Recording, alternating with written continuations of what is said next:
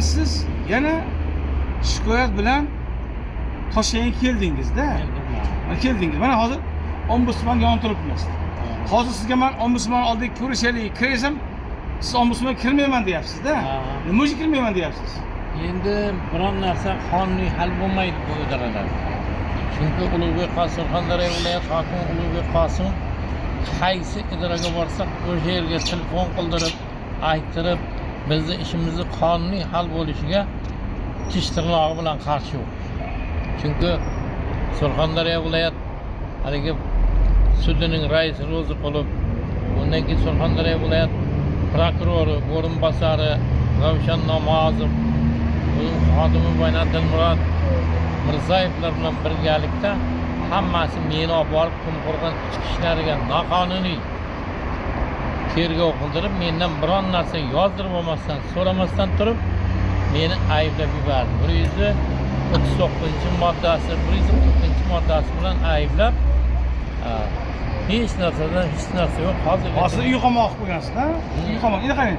Mana siz Surxondaryoga ishonmadingiz, Buxoroga ishonmadingiz-da. Tanish bilishlar boshqalardi. Siz Samarqandga ko'chirdingiz. Samarqandda ish yaxshi ketib turuvdi. Nima uchun birdan o'zgarib qoldi Samarqand sudi?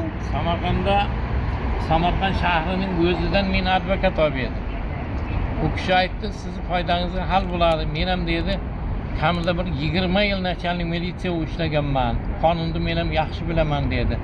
Delasini hamma tomonni o'rganib chiqdim dedi. Sizni foydangizga hal bo'ladi dedi. Keyin sudyalar bilan gaplashgan ekan, oldin bitta sudya aytdi, men debdi hammasini bir tinga olmayman. Surxondaryo viloyat hokimini ham, sudini ham, boshqasini ham ishni qonuniy hal qilaman. Hamma ana ayb o'zlarida ekan, boboni hech qanday aybi yo'q ekan. Shuning uchun sudga kelsin, bir kunda o'zim haliga hukm chiqarib, ishlarini hal qilib beraman debdi. Mayli dedik, endi bular telefonda eshitganmi, nima qilgan? Shu kunning o'zida haligi sudyani ishdan olib tashladi. Sizni ishingizni ko'rib turgan narsangizni sudyani ishdan olib tashladi. Ishdan olib tashladi. Sud ish boshqa sudyaga o'tdi. Boshqa sudyaga, Temir degan sudyaga o'tdi. Keyin men keldim. Kelsam, advokatimizning kayfiyatlari yo'q ekan.